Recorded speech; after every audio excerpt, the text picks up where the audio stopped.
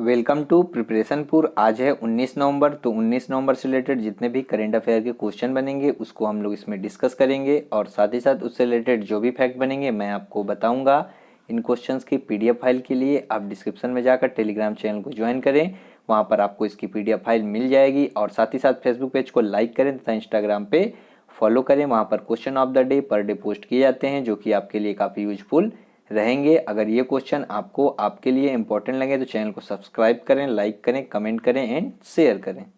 First question है, हाल ही में किस आईआईटी ने पिंसर उत्प्रेरक प्रणाली विकसित की है? तो इसका जो राइट आंसर हो जाएगा वो हो जाएगा आईआईटी गुवाहाटी।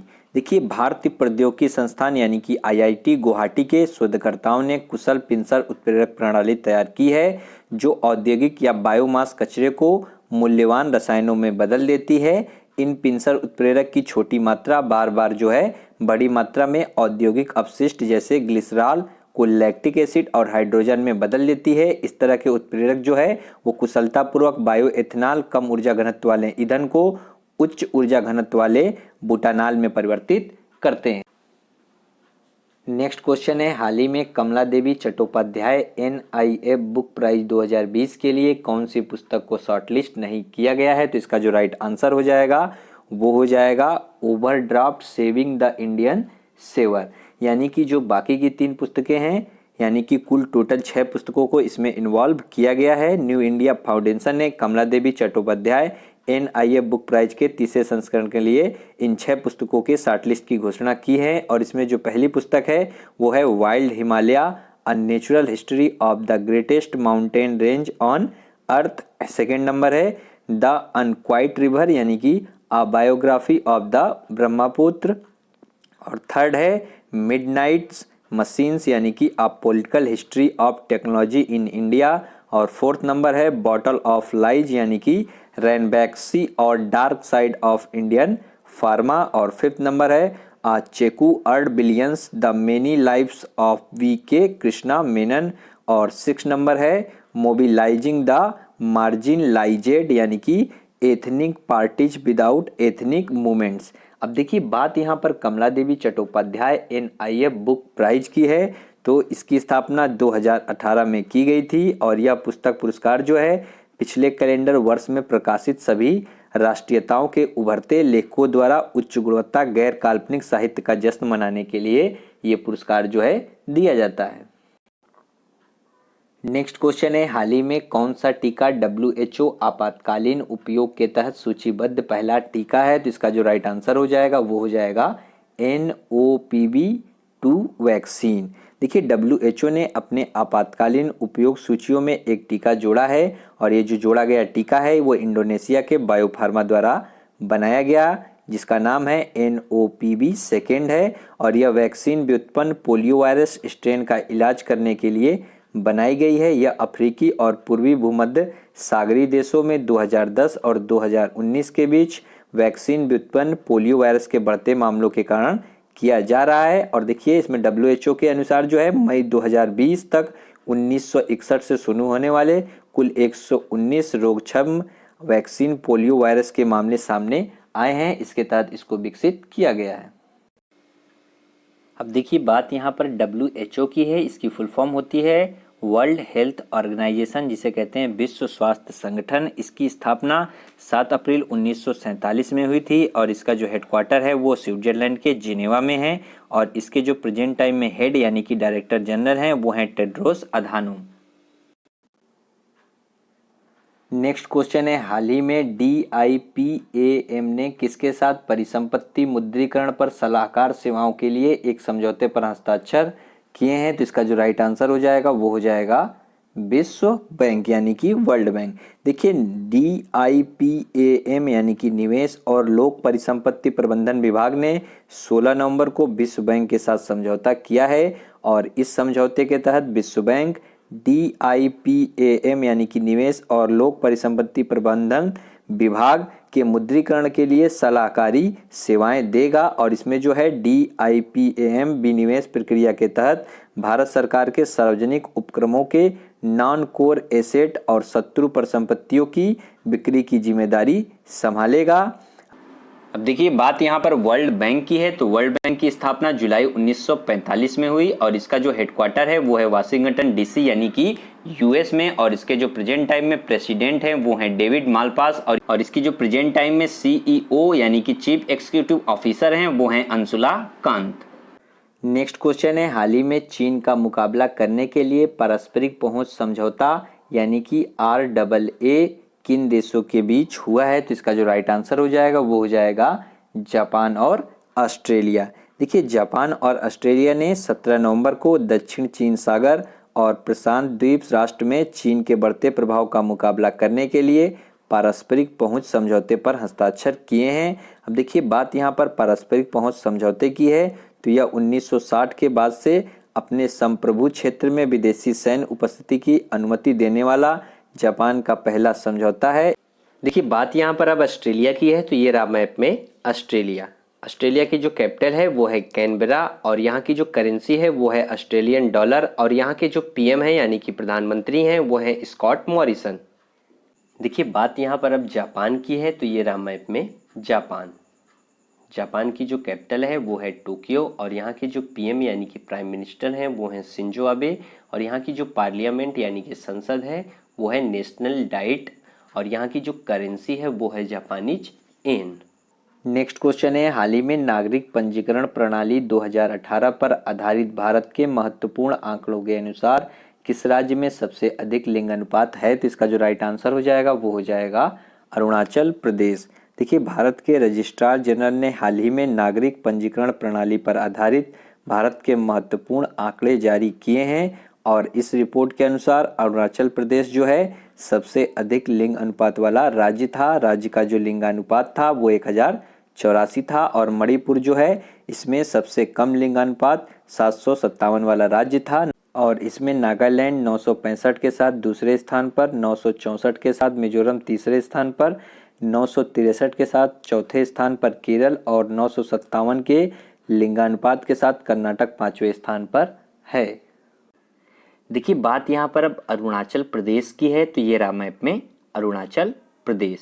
अरुणाचल प्रदेश का राज्य के रूप में गठन जो हुआ था वो हुआ था 20 फरवरी 1987 में, और इसकी जो कैपिटल है वो है ईटानगर, और यहाँ के जो प्रेजेंट टाइम में चीफ मिनिस्टर यानी कि मुख्यमंत्री हैं वो हैं पेमा खांडू, और यहाँ के जो गवर्नर हैं वो हैं ब्रिगेडियर BD मिश्रा, और यहाँ के जो नेशनल पार्क हैं वो 2 नेशनल पार्क हैं, वो हैं माउलिंग नेशनल पार्क और सेकेंड है Namdapha national park.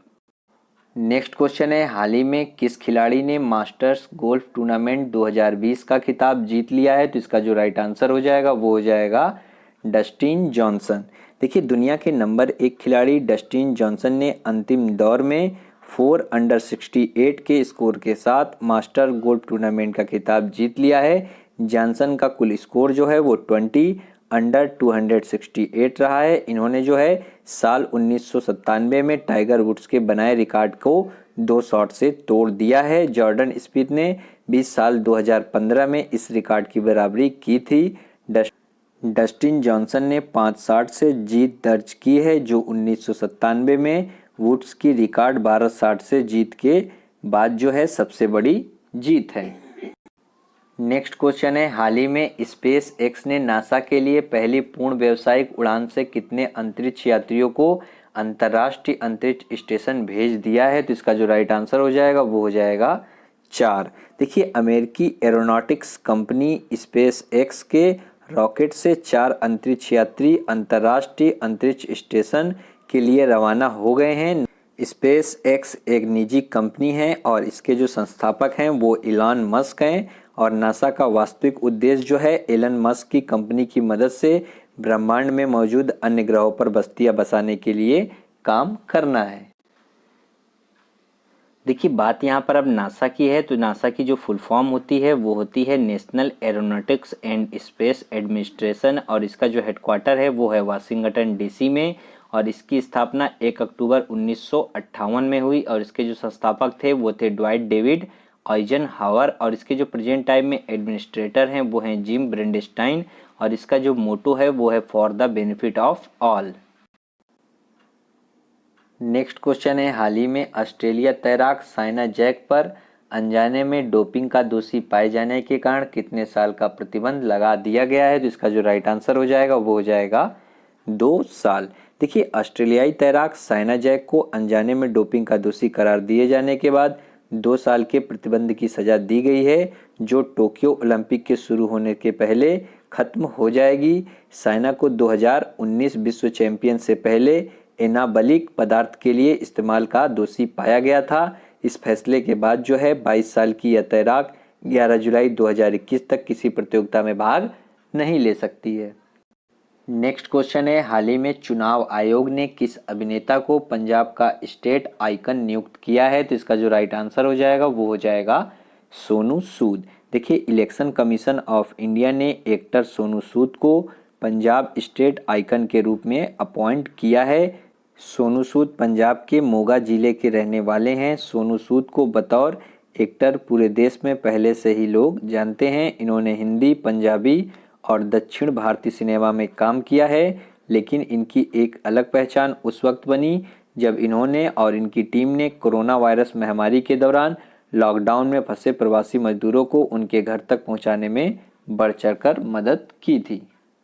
Next question है, हाल ही में किस राज्य सरकार ने फर्जी जाति प्रमाण पत्र रखने वाले सभी कर्मचारियों को बर्खास्त करने का निर्देश दिया है? तो इसका जो राइट आंसर हो जाएगा वो हो जाएगा छत्तीसगढ़। देखिए, छत्तीसगढ़ के मुख्यमंत्री भूपेश बघेल ने फर्जी जाति प्रमाण पत्र के आधार पर कार्यरत शासकीय सेवकों को सेवा से बर्खास्त करने का निर्देश दिया है। मुख्यमंत्री ने कहा है कि फर्जी जाति प्रमाण पत्र रखने वाले ऐसे शासकीय सेवकों को जिन्हें न्यायालय से स्थगन आदेश नहीं मिला है, उन्हें सेवा से तत्काल बर्खास्त किया जाए। मुख्यमंत्री ने कहा है कि स्थगन आदेश वाले मामलों में महाअधिवक्ता छत्तीसगढ़ के माध्यम से शीघ्र सुनवाई करने के लिए उच्च न्यायालय से अनुरोध किया जाएगा। नेक्स्ट क्वेश्चन है, हाल ही में प्राकृतिक चिकित्सा दिवस कब मनाया गया है? तो इसका जो राइट आंसर हो जाएगा वो हो जाएगा 18 नवंबर। देखिए, राष्ट्रपति महात्मा गांधी का प्राकृतिक चिकित्सा पद्धति से उपचार में बहुत विश्वास था, इसलिए 18 नवंबर 1945 को उन्होंने all India nature cure foundation trust की स्थापना की थी। इसलिए देश में प्राकृतिक चिकित्सा पद्धति को बढ़ावा देने के लिए भारत सरकार ने 18 नवंबर को प्राकृतिक चिकित्सा दिवस के रूप में मनाने की घोषणा की है। अब देखिए, बात यहाँ पर इम्पॉर्टेंट डे की है, तो नवंबर में जितने भी इम्पॉर्टेंट डे अभी तक हम लोगों ने पढ़े हैं तो उसका सीक्वेंस में हम लोग रिवीजन करेंगे और आप भी जो है मेरे साथ ही साथ रिवीजन करेंगे। तो देखिए, 1 नवंबर को जो मनाया गया वो मनाया गया आंध्र प्रदेश दिवस, 1 नवंबर को मनाया गया कर्नाटक दिवस, 1 नवंबर को मनाया गया केरल दिवस, मध्य प्रदेश दिवस, पंजाब दिवस, हरियाणा दिवस और 1 नवंबर को ही मनाया गया अंतर्राष्ट्रीय रेड क्रॉस सप्ताह दिवस। तो आपको ये याद रखना है, ये काफ़ी ही इम्पॉर्टेंट है। 1 नवंबर और 7 नवंबर को मनाया गया शिशु सुरक्षा दिवस और 7 नवंबर को ही मनाया गया महान अक्टूबर क्रांति दिवस और 7 नवंबर को मनाया गया कैंसर जागरूकता दिवस और 9 नवंबर को मनाया गया विधिक सेवा दिवस और 9 नवंबर को मनाया गया विश्व उर्दू दिवस और 9 नवंबर को ही मनाया गया उत्तराखंड दिवस। अब देखिए, बात 10 नवंबर की है तो 10 नवंबर को मनाया गया परिवहन दिवस और 10 नवंबर को मनाया गया मलाला दिवस। अब देखिए, बात 11 नवंबर की है तो 11 नवंबर को मनाया गया राष्ट्रीय शिक्षा दिवस और 11 नवंबर को ही मनाया गया राष्ट्रीय फाइलेरिया दिवस। और अब बात है 12 नवंबर को, तो 12 नवंबर को मनाया गया राष्ट्रीय पक्षी दिवस। और बात है 14 नवंबर की नेक्स्ट, तो 14 नवंबर को मनाया गया बाल दिवस, 14 नवंबर को ही मनाया गया विश्व मधुमेह दिवस और 15 नवंबर को मनाया गया भगवान बिरसा मुंडा जयंती और 16 नवंबर को मनाया गया राष्ट्रीय प्रेस दिवस और 17 नवंबर को मनाया गया विश्व छात्र दिवस। लास्ट क्वेश्चन, जो क्वेश्चन ऑफ द डे में मैंने आपसे पूछा था वो पूछा था कि हाल ही में किस मंत्रालय ने लोकल फॉर दिवाली अभियान शुरू किया है? तो इसका जो राइट आंसर है वो है कपड़ा मंत्रालय। नेक्स्ट क्वेश्चन है क्वेश्चन ऑफ द डे में आपके लिए कि हाल ही में बच्चों के लिए किस राज्य में दुनिया का पहला ट्रॉम पुस्तकालय शुरू किया गया है? तो इसका जो राइट आंसर है आपको कमेंट बॉक्स में कमेंट करके बताना है और साथ ही साथ इसके बारे में भी लिखना है। अगर ये क्वेश्चन आपको आपके लिए यूजफुल लगे तो चैनल को सब्सक्राइब करें, लाइक करें, कमेंट करें एंड शेयर करें। और इन क्वेश्चंस की ऑडियो फाइल के लिए आप डिस्क्रिप्शन में जाकर खबरी चैनल की लिंक पे क्लिक करें और खबरी चैनल को ज्वाइन करें। वहाँ पर इसकी ऑडियो फाइल ऑडियो रीजन के रूप में पर डे अपलोड की जाती है, जो कि आपके लिए काफ़ी यूजफुल रहेगी। आज के लिए इतना ही, थैंक यू।